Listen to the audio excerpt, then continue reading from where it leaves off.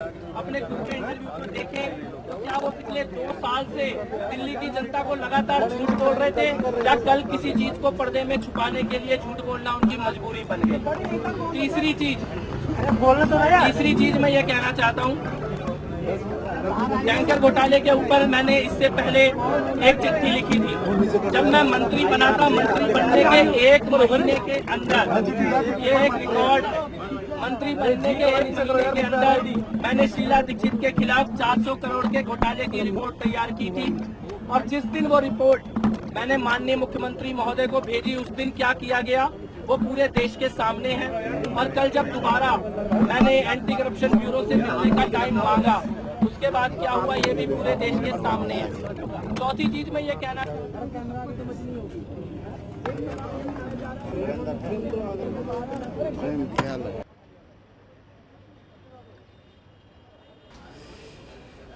तो कपिल मिश्रा को आप सुन रहे थे, जहां पर वो तमाम ब्यौरा दे रहे थे, तमाम सवालों के जवाब दे रहे थे जो मीडिया कर्मी उनसे पूछ रहे हैं। फिलहाल टैंकर घोटाले को लेकर उन्होंने बड़ा खुलासा होने की बात कही थी। इस दौरान वे जिक्र भी कर रहे थे कि टैंकर घोटाले में जितने भी नाम शामिल हैं, इसको लेकर उन्होंने आप संयोजक अरविंद केजरीवाल से बातचीत की। एंटी करप्शन ब्यूरो में उसको लेकर सबूत जुटाने को लेकर भी वक्त मांगा और इसी को लेकर उन पर पार्टी की तरफ से कार्रवाई हुई है। हालांकि इसके बाद जो सबसे अहम चीज़ कपिल मिश्रा ने कही थी वो यही थी कि वे प्रेस कॉन्फ्रेंस कर आम आदमी पार्टी के खिलाफ कुछ बड़े खुलासे कर सकते हैं। वो खुलासे क्या होंगे, फिलहाल निगाहें जो हैं वो इसी बहुत इम्पोर्टेंट है। अब मैं कुछ चीजें कहना चाहता हूँ जो ध्यान से सुननी होंगी आपको। इतना ऊपर मत करिए। मैं उपराज्यपाल महोदय से मिलकर आया हूँ। संविधान की मैंने शपथ ली थी और उस संविधान की शपथ के तहत मेरी ये जिम्मेदारी थी जो मैं धमकी नहीं बन रहा है, कुछ जगह बन गई।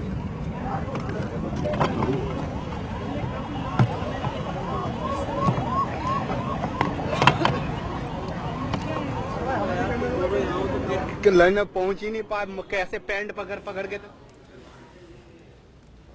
तो तस्वीरों में आप जैसा देख सकते हैं कि मसला कितना संवेदनशील है और इसको लेकर खींचतान लगातार जारी है, जद्दोजहद लगातार जारी है। जानने की कोशिश की जा रही है कि आखिर कपिल मिश्रा क्या कहते हैं इस टैंकर घोटाले को लेकर। फिलहाल जो एक और अहम और काफ़ी दिलचस्प चीज़ है वो ये है कि केजरीवाल के घर पर बैठक जारी है। आम आदमी पार्टी की अहम बैठक कही जा सकती है, जहां पर मनीष सिसोदिया और कुमार विश्वास दोनों ही बड़े नाम इस बैठक में शामिल हैं।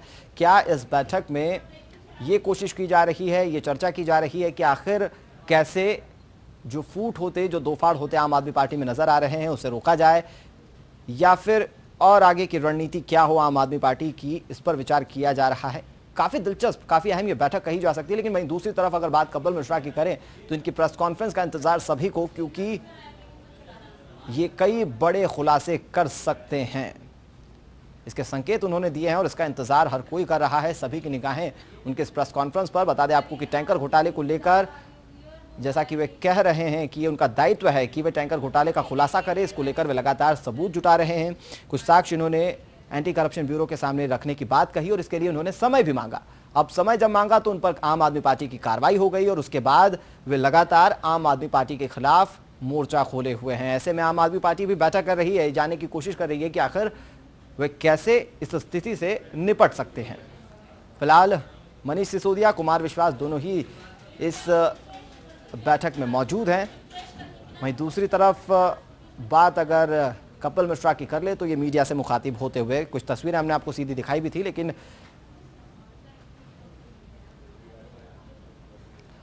इस बीच बड़ी खबर जहां पर कपिल मिश्रा ने कहा है कि आम आदमी पार्टी मेरी पार्टी है। कपिल मिश्रा की तरफ से बड़ा बयान कहा जा सकता है, मुझे पार्टी से कोई नहीं निकाल सकता, कपिल मिश्रा ये कह रहे हैं। वहीं दूसरी तरफ उन्होंने कल ये भी कहा था कि पार्टी के अगर अंदर भ्रष्टाचार होगा तो वे इसके खिलाफ आवाज उठाते रहेंगे। फिर मेरी आत्मा ने ये कहा कि एक बार अरविंद केजरीवाल जी से मिलकर ये बात उन्हें कहनी जरूरी है। मैंने अरविंद केजरीवाल जी से ये कहा कि जो भी हुआ है, जो भी पैसों की बात है, वो किसका पैसा है, वो पैसा कहां से आया सत्येंद्र जैन के पास, और वो नगद पैसा क्यों था। आप सारे विधायकों को बुलाकर और कार्यकर्ताओं को बुलाकर इस संबंध में सारे कागज जनता के सामने रखें। आप बताएं कि वो पैसा कहां से आया, और अगर आप क्षमा, हो सकता है गलती हुई हो, गलती सबसे होती है, अरविंद केजरीवाल जी भी एक इंसान है, हो सकता है उनसे गलती हुई हो, मैंने कहा आप क्षमा मांगे, जानकारी दें। तो उसके अलावा कोई और विकल्प नहीं है। संवैधानिक पद में होने के नाते मेरे को एंटी करप्शन ब्यूरो को ये बात बतानी होगी, और ये बात कहकर मैं अरविंद केजरीवाल जी के घर से वापस आ गया। उसके बाद विधायकों की मीटिंग हुई। मुझे लगा विधायकों की मीटिंग में अरविंद केजरीवाल जी इस संबंध में चर्चा करेंगे, पर उन्होंने कोई चर्चा नहीं की। और उसके बाद रात को जो खबर आई, अभी तक भी आधिकारिक तौर पर शिष्टाचार के तहत भी मेरे को बुला के उसकी जानकारी नहीं दी गई। मैं कुछ बातें कहना चाहता हूं। मनी लॉन्ड्रिंग के मामले में, ब्लैक मनी के मामले में कई ऐसे जानकारियां हैं सत्येंद्र जैन जी के बारे में जो सबको मालूम है। किस प्रकार से जमीनों का मंत्री रहते हुए और मंत्री रहने से पहले किस प्रकार से बेटी को और रिश्तेदारों को पदों पे रखा गया। और माननीय सत्येंद्र जैन जी ने मेरे से खुद व्यक्तिगत तौर पर एक बात बताई कि अरविंद केजरीवाल जी के किसी सगे रिश्तेदार की जमीन के लिए 50 करोड़ की डील उन्होंने कराई है। मैंने ये बात भी अरविंद जी को जाके बताई तो उन्होंने कहा कि ये बात झूठ है और तुम्हें मुझ पर भरोसा होना चाहिए। तब मैंने कहा था कि मुझे आप पर आंख मूंद कर भरोसा है, लेकिन अपनी आंखों से कैश देखने के बाद चुप रहना मेरे लिए संभव नहीं था।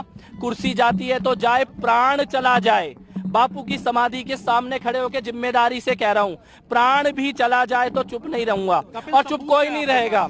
मैंने माननीय दोस्त, पहले तो मैं आपको अपनी जानकारी देता हूं अपने बारे में। सन 2004 से आंदोलनकारी हूं। जैसिका लाल हत्याकांड के केस में आंदोलन की शुरुआत करने वालों में से हूं। कॉमनवेल्थ घोटाले के खिलाफ सत्याग्रह किया था। कॉमनवेल्थ घोटाले के खिलाफ किताब लिखी थी जिसमें अरविंद केजरीवाल जी, प्रशांत भूषण जी, सब लोग खुद आए थे लॉन्च करने के लिए। 15 साल से आंदोलनों से जुड़ा हुआ हूं। इंडिया अगेंस्ट करप्शन का फाउंडर मेंबर हूं। जब 10 लोग बैठे थे इंडिया अगेंस्ट करप्शन का नामकरण करने के लिए, तब से इंडिया अगेंस्ट करप्शन से जुड़ा हुआ हूं। आम आदमी पार्टी का पहले दिन से कार्यकर्ता हूं। अपनी नौकरी छोड़कर आम आदमी पार्टी में आके चुनाव लड़ा, हारा, उसके बाद जीता। पहले शायद तोमर साहब को मंत्री बनाया गया, तोमर साहब को सर्टिफिकेट दिया गया कि इनके सारे कागज ठीक हैं। मैंने खुद देख लिए, फिर तोमर साहब भी हटे।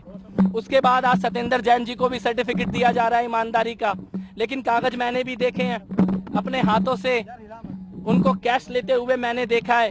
और कैबिनेट में 2 साल होते हुए ऑन रिकॉर्ड दिल्ली के उपराज्यपाल महोदय को बयान देकर आया हूं। चाहे सीबीआई में, एंटी करप्शन ब्यूरो में, किसी भी एजेंसी के सामने खड़े होकर जितने भी बयान देने हैं अपनी व्यक्तिगत, तो यही सबसे बड़ा सबूत होता है जब एक कैबिनेट का 2 साल का साथी, 15 साल का आंदोलन का साथी अपनी आंखों से बोली हुई चीज को उपराज्यपाल को ऑन रिकॉर्ड, बयान या आरोप नहीं है, ऑन रिकॉर्ड उपराज्यपाल महोदय को देकर आया हूं। और इसके बाद एसीबी, सीबीआई सबको बताऊंगा जाकर। तो तीसरी बात, ये केवल 1 मिनट साहब, उनके घर के अंदर कैश का लेन देन हुआ है, मैं बयान दूंगा। और सत्येंद्र जैन जी के जितने भी रिकॉर्ड है, मेरे को लगता है वो जनता के सामने लाने बहुत जरूरी है। क्यों सत्येंद्र जैन जी के भ्रष्टाचार को बचाने की कोशिश और खुद कैश लेने की क्या जरूरत आ पड़ी, ऐसा क्या प्रयोग था उस कैश का। तीसरी चीज जो मैं कहना चाहता हूं कि इस आंदोलन में कुछ भ्रष्टाचारी आ गए हैं। कुछ लोगों को भ्रष्टाचारियों को बचाने की आदत पड़ गई है। तरह तरह के मामले सामने आते हैं, कभी बस के घोटाले के, कभी टॉक टू AK के घोटाले के, कभी पैसों के घोटाले के। कार्यकर्ता दूर खड़ा होकर देखता रहता था एक उम्मीद में कि अरविंद केजरीवाल ईमानदार हैं, वो कभी पैसा नहीं ले सकते। आज दुख के साथ, लेकिन इस संकल्प के साथ कि किसी भ्रष्टाचारी को नहीं छोड़ेंगे, जेल भिजवा के रहेंगे जिन्होंने कैश लिया, या तो वो बताएं कि वो पैसा कहां से आया, उस पैसे का हिसाब किताब दुनिया को दें। पैसे पता चला कि 2 करोड़ है, सत्येंद्र जैन जी ने अपने मुंह से बोला कि परसों कितने बजे की बात है? LG साहब को सारे डिटेल दिए मैंने, बिल्कुल इन्वॉल्व है। मैं अरविंद केजरीवाल जी, सत्येंद्र जैन जी। एक सवाल, क्या केजरीवाल को इस्तीफा देना चाहिए? क्या कानून अपनी कार्रवाई करेगा।